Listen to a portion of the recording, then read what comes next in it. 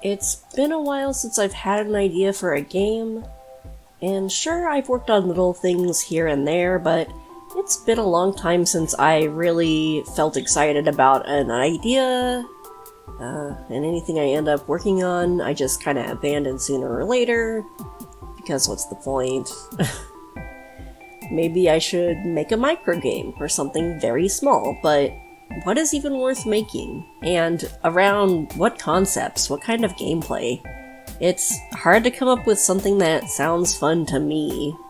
So that's why I bought 3 bootleg handheld devices as an attempt to find some ideas as I am looking for inspiration.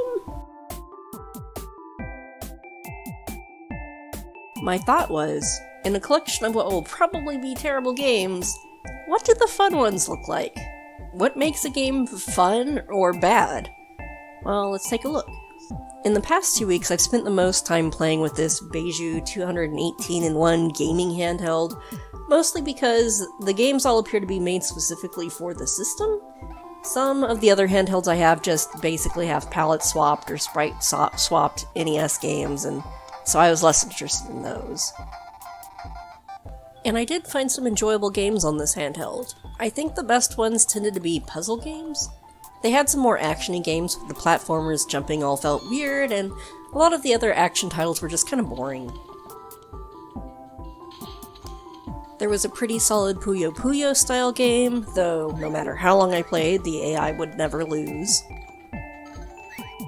Some games weren't especially fun, but had funny names that brought different game ideas to mind. And there were occasional platformers that actually felt pretty good to control. The panda here runs slowly, but has a burst of forward speed when you jump, and if you miss a jump, you can fart. And while all the levels are pretty boring, the controls themselves just felt good and were pretty engaging. Some of the puzzle games were clearly rip-offs of existing games like Sokoban or your standard gem swapping kind of title.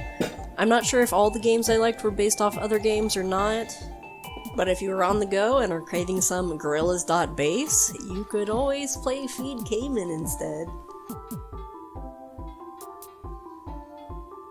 Bomb Snake was my favorite of all of the games, where as you navigated a level, your tail began exploding and you had to figure out a path to have your tail explosion blow up obstacles while trying to get the key and to get to the exit before your tail explosion caught up to you.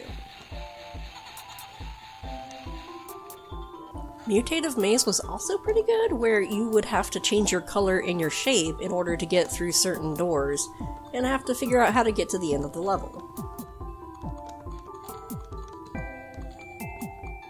Little Thief was really simple, but I thought it was cute, where you have to avoid the guard and steal all the items on the screen before continuing on.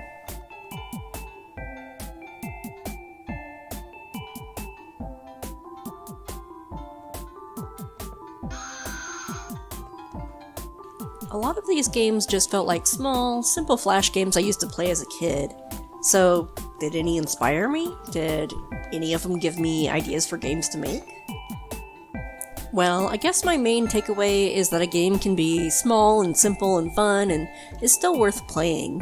I guess I get really hung up on trying to come up with ideas for games that mean something, have some greater purpose, teach you some things like languages or math, or maybe express a story that matters in some way.